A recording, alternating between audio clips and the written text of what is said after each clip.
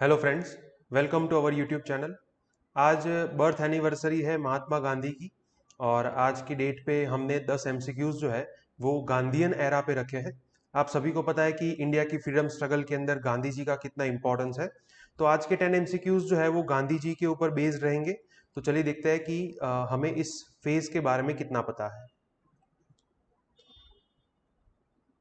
Question number 1, the Natal Indian Congress and Indian Opinion are related to dash. First, a non-cooperation movement. Second, Ahmedabad meal strike. Third, struggle against racial discrimination in South Africa. And fourth, खेड़ा सत्याग्रह। तो चलिए देखते हैं correct answer क्या होगा। Correct answer is c, struggle against racial discrimination and in South Africa. अब देखिए साउथ अफ्रीका के अंदर आप सभी को पता है कि गांधी जी का जो इमरजेंस है वो कहाँ पे हुआ, साउथ अफ्रीका के अंदर।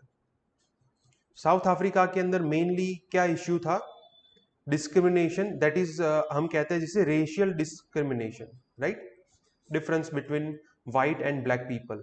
तो वहां पे सबसे ज्यादा जो इंडेंचर्ड लेबर थे, इंडेंचर्ड लेबर्स ऑफ इंडिया, तो उनके खिलाफ ये रेशियल डिस्क्रिमिनेशन चल रहा था। तो उसके खिलाफ प्रोटेस्ट करने के लिए गांधी जी जो है उन्होंने वहां पे जो मॉडरेट तरीके से अगर प्रोटेस्ट करना है तो ये फर्स्ट फेज जो है उसे कहते हैं मॉडरेट फेज ऑफ प्रोटेस्ट। तो उसके अंदर गांधी जी ने वहां पे जो प्रोविंस है नाताल प्रोविंस, वहां पे नाताल इंडियन कांग्रेस बनाई थी और उन्होंने एक न्यूज़पेपर जो है उसे पब्लिसाइज किया था, उसका नाम है इंडियन ओपिनियन। तो ये एक मॉडरेट तरीके से उन्होंने प्रोटेस्ट किया था। So it is related to struggle against racial discrimination in South Africa. Question number 2, which of the following objective or objectives is or are correct about phase of passive resistance in South Africa under the leadership of Gandhi. मतलब कि गांधी जी ने उनकी leadership के अंदर south Africa के अंदर जो passive resistance हुआ था तो उसके ऑब्जेक्टिव यहां पे कौन से करेक्ट ऑब्जेक्टिव है। First, defiance of discriminatory registration. Second, campaign against forceful marriages with the Christians. And third, protest against Transvaal immigration act. तो चलिए देखते हैं करेक्ट आंसर क्या होगा। Correct answer is C, 1 and 3। First and third जो है वो करेक्ट है, सेकेंड इज इनकरेक्ट। अब देखिए उस टाइम पे ऐसा एक प्रोविजन बनाया गया था कि जितने भी इंडियन इंडेंचर्ड लेबर है उन सभी को एक रजिस्ट्रेशन सर्टिफिकेट जो है वो बनाना पड़ेगा। उस सर्टिफिकेट के ऊपर उनके फिंगरप्रिंट्स भी होंगे। They will have to carry this registration certificate at all times. मतलब उनको अपने साथ ये अपनी आइडेंटिटी के तौर पे रजिस्ट्रेशन सर्टिफिकेट जो है वो रखना पड़ेगा। वो सिर्फ इंडियन इंडेंचर्ड लेबर के लिए था, वहां की जो लोकल पॉपुलेशन है उसके लिए नहीं था। So it is a kind of discrimination. तो इसको डिफाई करना मतलब इसको हम अलाउ नहीं करेंगे, इसको हम फॉलो नहीं करेंगे। तो ये एक इसका ऑब्जेक्टिव था पैसिव रेजिस्टेंस का। पैसिव रेजिस्टेंस का दूसरा नाम क्या दिया गांधी जी ने, सत्याग्रह, राइट। तो ये एक ऑब्जेक्टिव था। सेकेंड जो है वो इनकरेक्ट है, because it was not a campaign against forceful marriages. हाँ वहां पे एक ऐसा प्रोविजन था कि जो इंडियन मैरिजेस है, जो इंडियन मतलब कि फॉर एग्जांपल हिंदू मुस्लिम या फिर सिख ऐसे कोई रिलीजन के जो रिचुअल्स है उनको फॉलो करके किए गए हैं, तो ऐसे मैरिजेस को वो एक्ट जो है वो इनवैलिडेट करता था। मतलब कि वहां पे वही मैरिज जो है वो वैलिडेट कहेंगे जो क्रिश्चियन रिचुअल्स को फॉलो करते हो। ऐसे मैरिजेस जो क्रिश्चियन रिचुअल्स को फॉलो नहीं करते उन सभी मैरिजेस को इलीगल डिक्लेयर किया गया था वहां की सुप्रीम कोर्ट के द्वारा। तो उसके खिलाफ गांधी जी ने ये पैसिव रेजिस्टेंस जो है वो एक ऑब्जेक्टिव था। तो it was not a forceful marriage, it was rather an illegitimate way of declaring a marriage valid. तो सेकंड जो है वो इनकरेक्ट है। थर्ड जो है वो करेक्ट है, protest against Transvaal immigration act. Transvaal is a province. तो ये नाताल प्रोविंस में जो इंडेंचर्ड लेबरर्स थे उन्होंने क्या किया, इलीगली ट्रांसवाल में एंटर हुए। तो वो भी एक प्रोटेस्ट का हिस्सा था। तो ऑब्जेक्टिव जो है वो करेक्ट कौन सा है, 1 and 3। Answer is C. Question number 3, which of the following activities were carried by Gandhi before Rowlatt Satyagraha? First, winning first civil disobedience movement, second, first hunger strike, and third, nationwide non cooperation movement. तो चलिए देखते हैं correct answer क्या होगा. Correct answer is a 1 and 2. First and second जो है वो correct है, थर्ड इज इनकरेक्ट. अब आपको ये पता होना चाहिए कि रॉलेट सत्याग्रह जो है वो रॉलेट एक्ट के खिलाफ प्रोटेस्ट करने के लिए लॉन्च किया गया था. रॉलेट एक्ट कब बना? 1919 में. तो उससे पहले गांधी जी ने इंडिया के अंदर उनकी एंट्री कब हुई? 1915 में. So between 1915 to 1919 Gandhi ji ने 3 मेगा इवेंट्स जो है वो कंडक्ट की थी. उसमें से सबसे पहले ये है फर्स्ट सिविल डिसोबीडियंस मूवमेंट. किसे कहते हैं first civil disobedience movement? It is Champaran Satyagraha. Champaran Satyagraha is the first civil disobedience movement in India carried by Gandhi. तो वहां पे 3 कठिया सिस्टम जो है वो लागू की थी ब्रिटिशर्स ने. 3 कठिया सिस्टम के अंदर क्या होता है कि किसी पर्टिकुलर लैंड का 328th पार्ट जो है उसके अंदर the farmers were forced to sow indigo. मतलब इस पार्ट के अंदर उनको कंपल्सरीली इंडिगो की खेती जो है वो करनी पड़ेगी. राइट. तो ये कंपल्शन था, इसके खिलाफ प्रोटेस्ट करने के लिए सिविल डिसोबीडियंस मूवमेंट जो है वो कंडक्ट की गई थी in the Champaran. First hunger strike कौन सी है? That is Ahmedabad mill strike. Ahmedabad mill strike के अंदर जब लंबे वक्त तक अगर जो मिल मजदूर है उनको कोई न्याय नहीं मिला तो फिर गांधी जी ने क्या किया, वहां पे सबसे पहली बार हंगर स्ट्राइक जो है वो कंडक्ट की थी. और वहां से गांधी जी को ये लेसन मिला कि मजदूर जो है, common people in India can not fight for a long time. तो ये लेसन जो है वो आप याद रखना, आगे के क्वेश्चन में भी ये लेसन काम में आएगा. थर्ड जो है वो इनकरेक्ट है because nation wide non cooperation movement जो है वो कब की गई थी? 1920 में. So it was carried on by Gandhi but not before Rowlatt satyagraha, it was after Rowlatt satyagraha. तो थर्ड जो है वो इनकरेक्ट है. Answer is a 1 and 2. Question number 4, which of the following statement is or are correct? First, Gandhi's decision to support Khilafat movement was welcomed by Indian National Congress unanimously. Second, Khilafat non-cooperation movement saw massive support from students. तो चलिए देखते हैं correct answer क्या होगा. Correct answer is B second only. Second जो है वो correct है, first is incorrect. Gandhi ji ने जब ये सजेस्ट किया कि खिलाफत मूवमेंट जो है उसे हमें सपोर्ट करना चाहिए, so initially it was not welcomed by Indian National Congress because Indian National Congress के अंदर जो लीडर्स थे they were having conflict of interest with this issue because Khilafat issue is related to Muslim community. और Indian National Congress के अंदर जो Hindu leaders थे उन्होंने मना कर दिया कि हमें इस इश्यू में उनका साथ नहीं देना चाहिए. So there was a Hindu Muslim conflict between these two leaders. लेकिन लेटर ऑन कांग्रेस ने ये रिजोल्यूशन जो है वो पास कर दिया and they supported Khilafat movement later on. तो फर्स्ट जो है वो इनकरेक्ट है. सेकेंड जो है वो करेक्ट है. खिलाफत नॉन कोऑपरेशन मूवमेंट के अंदर स्टूडेंट्स ने सपोर्ट काफी किया. Students were requested to leave government schools which were under the control of Britishers, and there were students, almost thousands of students have joined 800 different national schools and colleges. ये schools and colleges जो है वो Indian leaders के द्वारा चलाई जाती थी, जैसे कि सुभाष चंद्र बोस है, जैसे कि CR दास है. तो ये सब स्कॉलर्स जो है वो ये नेशनल स्कूल्स एंड कॉलेजेस चलाते थे. तो स्टूडेंट्स का काफी सपोर्ट मिला. सेकंड जो है वो करेक्ट है. Answer is B second only. Question number 5, which of the following was not a component of non-cooperation movement? First, support from business class. Second, massive support from students. Third, massive support of middle class of Calcutta and Bombay presidencies. And fourth, Hindu Muslim unity. तो चलिए देखते हैं correct answer क्या होगा. Correct answer is c, massive support of middle class of Calcutta and Bombay presidencies. So correct answer ये है c, massive support of middle class of Calcutta and Bombay presidencies. अब देखिए नॉन कोऑपरेशन मूवमेंट के अंदर कौन से क्लासेस ने सपोर्ट किया था? एक तो बिजनेस क्लास है। Why? Because non cooperation movement put emphasis on Atmanirbhar Bharat, जो अभी हमारा टारगेट है, राइट, कि वो लोकल कमोडिटीज को प्रमोट करना चाहते थे।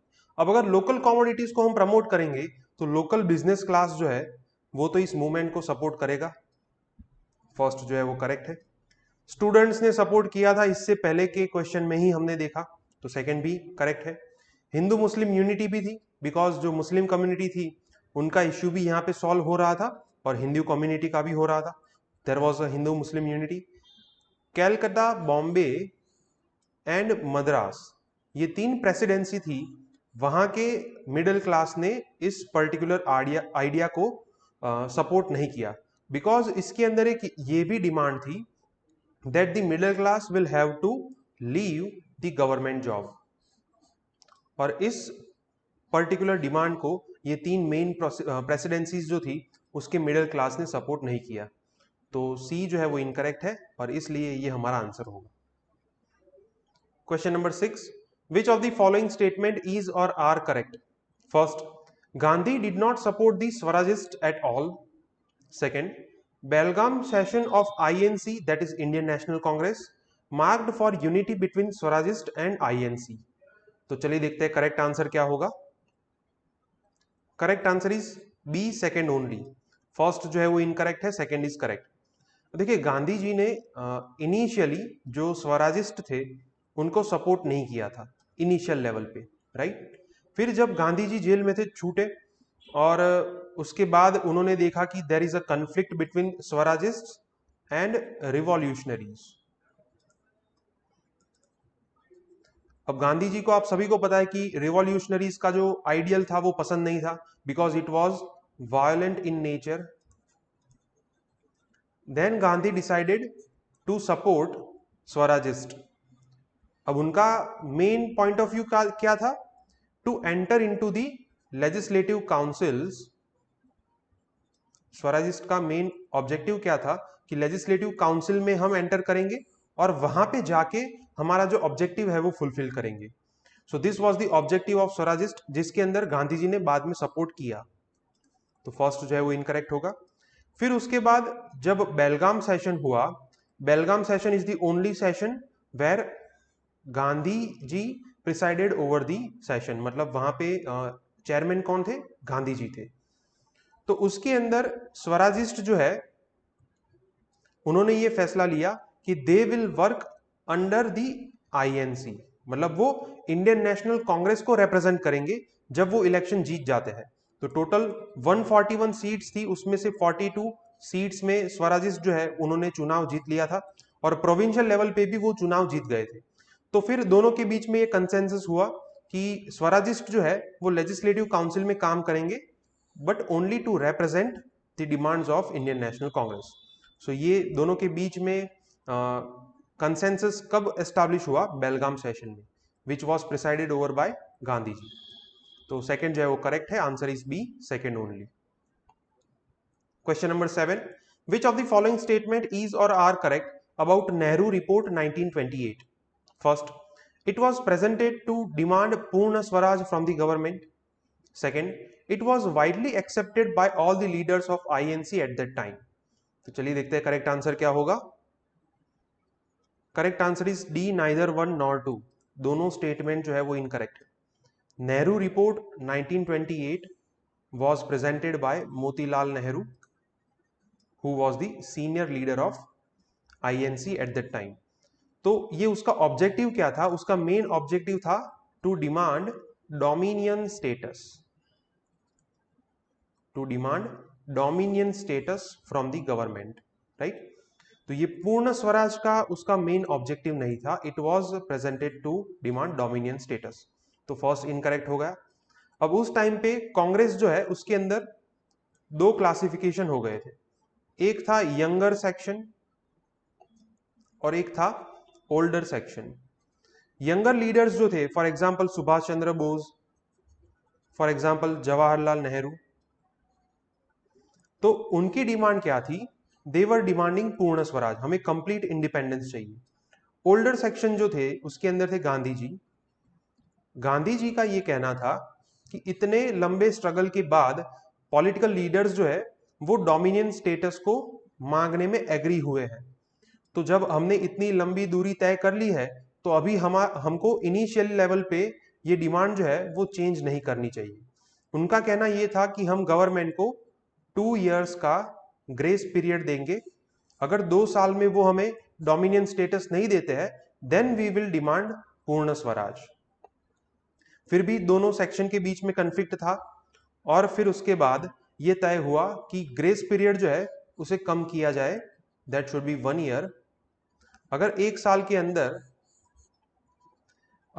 के अंदर हमें डोमिनियन स्टेटस नहीं मिलता then we will demand purna swaraj from the government, right. So it was not widely accepted by all the leaders. हमने देखा कि there was a bifurcation between young and old leaders of INC.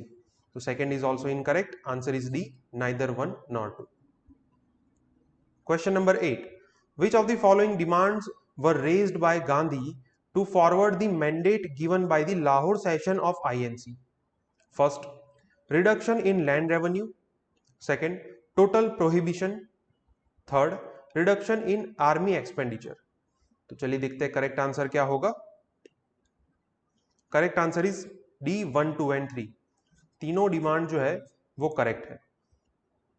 Lahore session के अंदर it was a time around the and before the civil disobedience movement, right। तो उस time पे गांधी जी ने total 11 demands जो है वो रेज की थी। There were total 11 demands which were raised by the Gandhi ji. तो तब उन्होंने ये कहा था कि लैंड रेवेन्यू जो है it should be reduced by 50%, the army expenditure should also be reduced by 50%, and there should be a total prohibition. Prohibition का मतलब यहां पे क्या होता है, ban on liquor, ban on liquor for human consumption, right. कि इस particular provision को क्या कहते हैं, प्रोहिबिशन कहते हैं, राइट। तो ये तीन उनकी डिमांड थी आउट ऑफ दिस 11 डिमांड्स। तो आंसर है d 1, 2 and 3। Question number 9, which of the following statement is or are correct about Gandhi Irwin pact? First, government agreed to investigate on police repression during civil disobedience movement। मतलब government ने ये agree किया कि police ने जो civil disobedience movement को रोकने के लिए जो अत्याचार किया है उसके ऊपर वो इन्वेस्टिगेट करेंगे। Second, it led to the end of civil disobedience movement.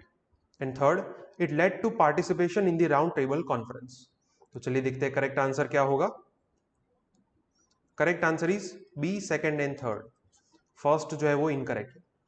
कुछ डिमांड्स ऐसी थी कि जो उस टाइम पे वाइसरॉय थे इरविन, उन्होंने नहीं मानी थी। उस डिमांड में से एक ये भी है।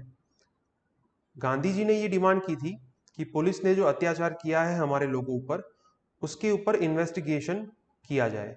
उन्होंने ये रिजेक्ट कर दी थी डिमांड। और एक हमारे पॉलिटिकल लीडर्स के द्वारा भी डिमांड की गई थी कि भगत सिंह एंड उनके साथी जो है उनको जो फांसी की सजा सुनाई गई है उसे आप रद्द कर दे, लेकिन वो डिमांड भी ब्रिटिश गवर्नमेंट ने अग्री नहीं की थी। तो ये फर्स्ट जो है वो इनकरेक्ट है। और आप सभी को पता है कि गांधी इरविन पैक्ट की वजह से सिविल डिसोबीडियंस मूवमेंट जो है उसे रोका गया था। तो सेकंड जो है वो करेक्ट है। और उसके अंदर गांधी जी ने भी एक और डिमांड जो है वो एक्सेप्ट की थी, that is to participate in the round table conference, right. तो ये थर्ड जो है वो करेक्ट है, answer is B, second and third. Question number 10, which of the following statement is or are correct? First, Gandhi started individual satyagraha to cooperate with the government in that phase. Second, individual satyagraha was a strategic move of Gandhi to gather mass support. And third, Gandhi asked government servants and army soldiers to leave their job and participate in Quit India movement. तो चलिए देखते हैं correct answer क्या होगा। Correct answer is a 1 and 2। First and second जो है वो correct है, थर्ड इज इनकरेक्ट। देखिए जैसे मैंने आपको बताया था कि गांधी जी को अहमदाबाद मिल स्ट्राइक के अंदर ये लेसन सीखने को मिला था कि common people can not fight for the long time. Civil disobedience movement उन्होंने इसलिए बंद कर दी ताकि लोग जो है वो जब सिविल डिसोबीडियंस मूवमेंट स्टार्ट हुई थी, the people were very enthusiastic at that time, लेकिन बाद में वो जोश जो है वो ठंडा हो जाता है। यहाँ पे फर्स्ट स्टेटमेंट जो है, यहाँ पे एक फ्रेज है इन दैट फेज। ये फेज कौन सा है? It was a time of world war second. तो गांधी जी ने ये कहा कि ऐसे वर्ल्ड वॉर चल रहा है, उसमें एक साइड पे ब्रिटिश भी है, तो ऐसे टाइम में हमें उनको ज्यादा तंग नहीं करना चाहिए। We will conduct individual satyagraha, right. तो इंडिविजुअल सत्याग्रह हम करेंगे ताकि उनके ऊपर भी कोई ज्यादा प्रेशर जो है वो जनरेट ना हो। But it was a strategic move because in the Government of India Act 1935 there was a provision to election at the provincial level, और वहां पे प्रोविंशियल लिस्ट जो है उसके अंदर प्रोविंसेस जो है उनको ऑटोनॉमी दी गई थी। तब लोगों को पता चल गया कि आजादी का मतलब क्या होता है। सो इंडिविजुअल सत्याग्रह के अंदर क्या हुआ कि लोग जो है वो सत्याग्रह करके जाके लोगों को तैयार करते थे। They were to gather mass support, ताकि गांधी जी ने कहा कि जब फ्यूचर में आपकी जरूरत हो तो उस टाइम पे हमारे पास एक मास सपोर्ट जो है वो ऑलरेडी रेडीमेडली अवेलेबल हो। तो सेकंड एंड फर्स्ट जो है वो यहां से करेक्ट होगा। It was a strategic move to gather mass support, because individual satyagraha के बाद कौन सी बड़ी मूवमेंट देखने को मिलती है? क्विट इंडिया मूवमेंट, जिसके लिए गांधी जी को मास सपोर्ट चाहिए था, राइट। तो फर्स्ट एंड सेकंड जो है वो करेक्ट है। Third is incorrect, because Gandhi ji ने ये डिमांड की थी गवर्नमेंट सर्वेंट्स को कि आपको जॉब जो है उसे लीव नहीं करना है, but you will have to put your support to the INC. आपको कांग्रेस को सपोर्ट करना है। गवर्नमेंट जॉब आप करनी है, मतलब आप ब्रिटिश गवर्नमेंट के अंडर काम करते हैं, लेकिन आप सपोर्ट किसे करेंगे? इंडियन नेशनल कांग्रेस को। आर्मी सोल्जर्स को भी ये कहा था कि आपको आपकी जॉब जो है वो छोड़नी नहीं है, but you will not fire any bullet on Britishers to achieve the objective of non-violence, right? तो ये थर्ड जो है वो इनकरेक्ट होगा। Answer is a 1 and 2। Okay friends, तो आज के 10 एमसीक्यूज यहाँ पे कंप्लीट होते हैं। आज की हमारी थीम थी गांधी एरा। तो गांधीयन एरा पे से किस टाइप के क्वेश्चंस आ सकते हैं वो हमने देखा। हमारे वीडियो पसंद आए तो इसे लाइक कीजिए और हमारी चैनल को सब्सक्राइब कीजिए, और नए वीडियोस देखने के लिए बेल आइकन जो है उसे प्रेस कर लीजिए, तो आपको नोटिफिकेशंस जो है वो मिलती रहेगी। Thank you.